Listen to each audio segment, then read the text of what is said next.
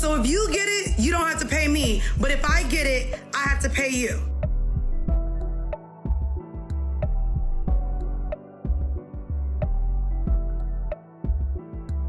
Alright, so part 2. Mandi's response to Bridget Kelly's response. Mandi has receipts. I actually got this video from Danny from the Stop. You guys make sure you go follow his page.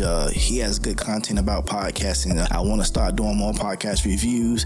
Don't want to take Danny's style, nothing like that. I just want to give my opinion on certain things that I see in episodes or about the podcast business. Make sure you follow Danny from the Stop. This video linked down in the description, so you guys can check out the rest of his content. He's a cool guy. I like what he's doing. And he's doing something that us podcast listeners is what we into. This is the arena. Yeah, so make sure you go check him out. Make sure you follow him on Twitter. He does spaces where he talks to a lot of these podcast people. Like I said, my channel won't be based about this, but I will be adding things in here, different things outside of the whole 50-50 conversations, dating, relationships, stuff like that I've been doing. Kind of want to steer away from doing that. So anyway, not to keep you guys long, let's get into Mandi's response to Bridget Kelly's response. And Mandi says she has receipts. So let's see. Shout out to Danny. Do we want to get into what the cost of this podcast cost? We recorded 3 episodes a week. Our team was of 7 people. Our expenses a month were almost $10,000 a month. First of all, I would say their podcast should never do 3 podcasts a week. I feel like even when they left Joe, then they probably tried to keep up with what Joe had them doing. I don't think they had a big enough listenership to actually keep that 3 podcasts a week going. They should have dropped down to 1 podcast a week and 1 Patreon a week. Maybe some Patreon bonus content here and there, but they overshot doing 2 episodes a week and a Patreon. We hired. Do you know what happens when you hire people? That cuts into your net profits. Let me break that down a little bit for you. So when we got our deal, all money that comes in, are you ready? 10% went to UTA. 5% went to legal. This was every month. Joe received perpetuity every quarter. We had accounting that got paid a flat rate fee. Then we had our team. We had a social media manager. We had an audio manager. We had our engineer that got paid. We had to pay the studio. How many more people were we supposed to pay before we didn't see any money? Me and my partner should work together as a team, no? Because we're getting 50-50. Every Monday and Thursday, I was having to run home because how we were supposed to split work, and this is work. This is the easy part of work. Uploading the ISOs, video, and audio. Her Wi-Fi wasn't strong enough. We didn't get a month. I'm only laughing because she said her Wi-Fi wasn't strong enough. You need to get that, upgrade your package. But she's right. Now, keep in mind, she said they bring in, they got expenses of $10,000 a month. Everybody else got to get paid before they get paid. It's just business. The least you could do, like a lot of that stuff that she named, outside for the accounting and you know what they owe Joe and you know the lawyers and stuff, outside of all that kind of stuff, social media manager, cool. I can understand that. If they know that algorithm like that and they really can get your stuff, cool. The people who actually push the buttons to make, you know, the recorders and not, cool. A lot of that stuff you can do yourself. There's a lot of podcasters who don't have or don't make money off their podcast, period. And they still have to make time to cut those clips up, upload those clips, upload those episodes, upload those Patreons, everything they self. Just imagine that. You know how much money you can keep to yourself as you learn how to do some of the things for yourself. Now, don't know how these people are far to busy work days type life. I don't know. So maybe they don't have the time. But if you're the person that you have time, you just don't want to do it, then you can't get mad when that money goes somewhere else. Can't get mad. But when you have a 50-50 partner off the rip, we should be establishing how much of this money can we keep and how much money has to go out, because a lot of that money, it's a no-brainer. It got to go out the door. A lot of the money could have stayed inside with us. We could have kept that money. We check. We got distributions. We had expenses. We got paid net profit. So here I go, running the whole show, and then also having to go home every Monday and Thursday to upload files. This idea of HR problems, I would like you to know that everyone who worked with me on See the Thing Is has continued to work with me. That's important. Now, keep in mind, people gotta understand, it's like any job you work at, you're gonna have an issue with somebody at your job. Point blank period. Anywhere you go, you're gonna have an issue with your person at your job. See, the thing is, no pun intended, is that you gotta learn how to work through these issues. Now, at the end of the day, these people departed. We said the same thing when Joe, Rory and Parks all split. And Joe and Parks went with their new people. Rory Mal went and got some new people. A lot of people said, yo, Rory Mal gonna understand how it goes or what Joe had to do or put up with now that they're running their own. A lot of people said Joe gonna see how it really is not having those guys around. And two things can be true, two things can be wrong. At the end of the day, the thing is, wherever Bridget Kelly goes, whoever she now works with will see what Mandii had to deal with. The people who are working with Mandii and Bridget, they still with Mandii. So obviously she couldn't be that bad of a person or that bad of a partner or a boss or whatever you want to call it. But now where Bridget goes, the people who don't know her, don't know the history or whatever, don't know the in-depth stuff, they're going to see now, okay, I see what Mandii was saying. Or maybe not. But you got to keep that in mind now. Person she said I made cry on tour with See the Thing Is joined me on a 19-city tour for Horrible Decisions. I will continue to hire her, and we have found a way to work together. We needed to record 3 episodes a week, one on Tuesday, one on Friday, and Wednesday's Patreon. They should have never been recording 3 episodes a week. 2 max. We left Joe and started recording out of HMD Studios. Now, y'all can only guess how expensive it is to keep up the aesthetic that Joe laid out for us. And here goes my ego. I absolutely was not gonna let the quality of See the Thing Is diminish because we left Joe. Hey, I can respect that. Because if they would have left Joe and they went back to doing like, remember when Mal and Rory left Joe and they were recording on Rory's couch? They had the microphones in their hand. They had the laptops and stuff on like dinner trays or something. I don't know. People ate them up in the comments. I'm pretty sure Mandii saw that. Mandii said, you know what? That's not gonna happen to us because you know what? We're gonna keep this looking how it was looking when we were with Joe, which I admire that. I even admire the fact that she even said her ego. That's a little bit of accountability right there. They tore Rory Mal up about being on it. Even though, honestly, I liked how that setup was in the crib. It gave me similar vibes to Rory Mal and Joe on the couch at Park's house. It wasn't that far off. The only thing about it was, it just looked a little more fancy. I like the setup they have now. I would say, See the Thing Is, they had a very nice setup, both of the setups.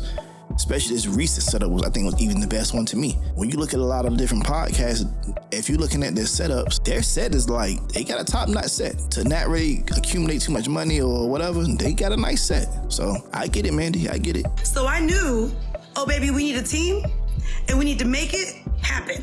We were spending $1,000 a week on a studio. Yeah, $1,000 a week on a studio is crazy. I get it, but it's crazy. $1,000 a week recording 3 episodes at a studio. Now, type person I am, I let y'all know. Y'all don't know me personally, but type person I am, I'm always here to cut out the middleman. I'm the type person, if I feel like I can do it myself, I'm gonna do it myself. So it's just the entrepreneurship in me. So I get why she started her own pod. If you paying $1,000 a month, you could make money. If you gotta pay $1,000 a week in studio time, my mind is gonna click like, dog, you know how many people I can get in here? And Mike can even charge them 75% of that. Maybe I charge them just, $750, $800. That's money now that the podcast, our podcast generates money now. Like passive income to the point where that $10,000 a month I'm paying, I may not have to pay that no more for real if I can get some other podcasters in here to make some money off of it. If I'm bringing people in here to record their podcast in my studio, I no longer should be paying so much for my own production. Because now the people coming in to pay me pays for my podcast. I mean, it was smart to me. And just to think, you could have been 50-50 partner with me on this, but I believe, man, they said she did it all by herself. $1,000 a week on just the studio. This did not include our audio manager or our audio producer. This did not include our YouTube producer. This did not include the clips getting cut. So I myself choose to purchase a studio. This was not an us thing. This was not an us decision. The only thing is, I wonder, could it have been an us thing? Only my name is on the lease. Only my name was on the lease. $60,000 of my own money was spent. My frustration grew during our tour.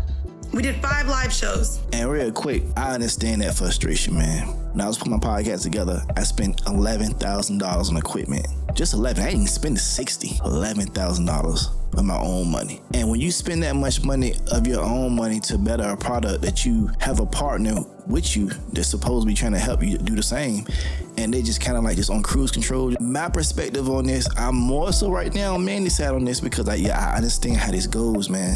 I understand it, and eventually you don't want to be around a person who does this to you. So I understand the frustration, man. Like, y'all gotta put yourself in the shoes like this. If you were putting all of your money into something that you knew could work, all for the person that you partner with to kind of be, don't even really want to do nothing or putting all the work on somebody else. Because I'm being honest, I get bougie vibes from Bridget. I don't get a person who really trying to do the groundwork. I don't get that person from Bridget. That's just me. I never really did. I don't have a problem with her. I like a lot of the takes that she gave on the podcast, but she just never seemed like, for one, she wanted to be there. Even in the beginning, she didn't seem like she wanted to be there. That's just my perspective, though. I fully produced the live shows. I hired everyone for the live shows. For the live shows, she had 3 jobs. She was talent.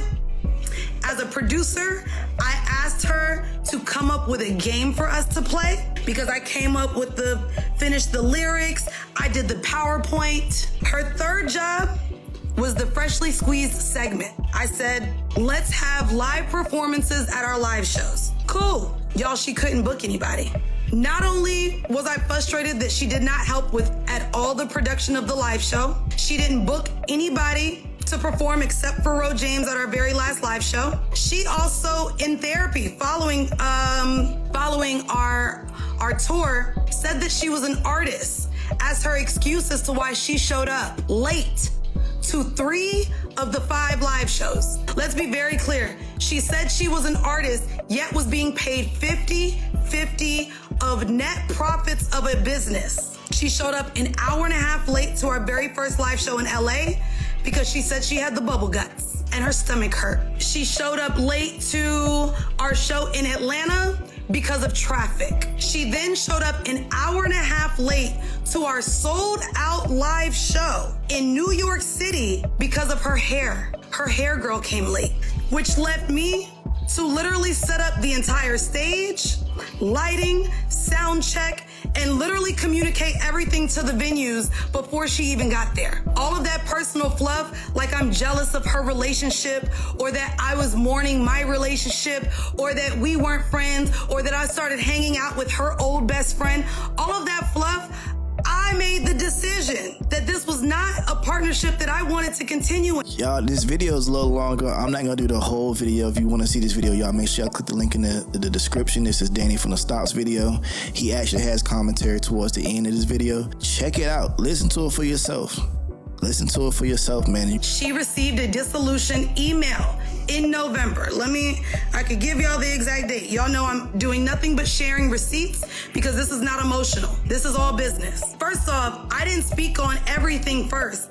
I never said we weren't friends. The reason why I chose not to record with her was again because though I did all of this work, when we got on the phone with legal, she wanted to remind me that this was 50-50, despite the fact that I did a lot of the work. On the call, because in the splitting of the assets, she did not want to split them equally. So, first off, y'all are wrong. I didn't talk about her wedding. I said I was not going. That's it. It's not a bad thing. I wasn't going. So, I fell short by literally thinking that she was my friend first. My accountability also is that I chose to start a partnership without knowing someone's strengths and weaknesses. I felt like she was Hey, that's very important. Not knowing someone's strengths and weaknesses before you start a partnership with them. That might have been my mistake when I try to start partnerships with people, is not knowing what they're strong and what they're weak at. Not knowing who's serious about what, who actually put the work in, who researching their own, who learn quick, who learn slow, or what type of ways you learn,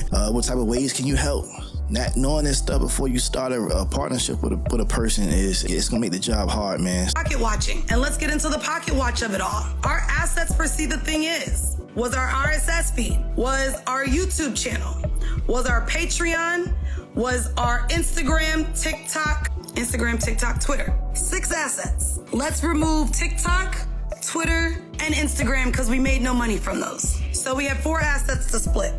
In those negotiations, without getting our assets appraised without doing any math, her option to me was, if you get this, I get this. If I get this, you get this. However, this is where I just couldn't take the disrespect. She offered that if she got the RSS feed, the Patreon, the Instagram, I could get these assets, the other 3 assets. Are y'all ready what she hit me with though? If you get the Instagram and TikTok, I want a $10,000 payout. Mind you, if she got these assets, she didn't have to pay me anything. Wait.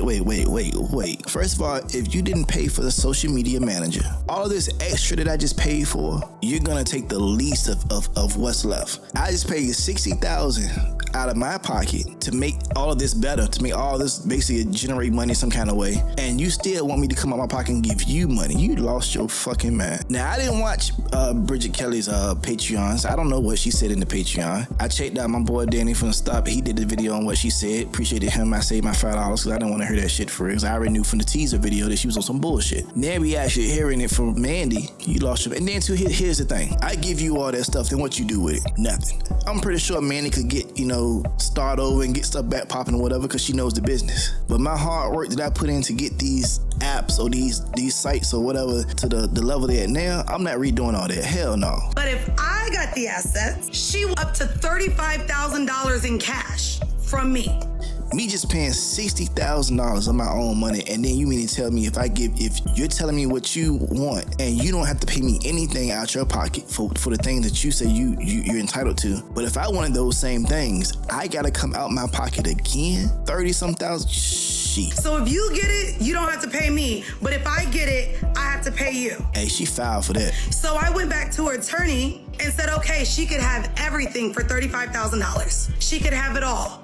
Every asset. I came back and said she could have the entire business for $35,000. And the response was from her attorney, I don't know where you're trying to get at. I don't know your angle here, but my client does not have the means to pay you out for that much. So I don't understand. Well, I don't understand either. I don't understand why you as a counsel would advise your client to ask for me money that she won't pay me. So if you get the RSS feed, the Patreon, and the Instagram, I can have the YouTube, TikTok, the bullshit. But if I get that, I have to pay you $35,000 in cash. And I felt disrespected. And I said that there was no way that I could sit next to somebody who, knowing how hard I work, has the nerve to count my pockets to ask me to pay her $35,000 in cash. That's some nasty work. I don't know everything about this situation, but dog, just going off of what Bridget just said and going off of what Mandii just broke down. Bridget, that's some nasty work you just did there, buddy. That's some nasty work. If y'all want to hear Danny from the stop commentary on this, he break it down a little bit more. Y'all make sure y'all keep in tune with him, man. Y'all check him out. Go to this video. Listen to this all again yourself and listen to the very end when Danny from the stop, he puts his commentary on it.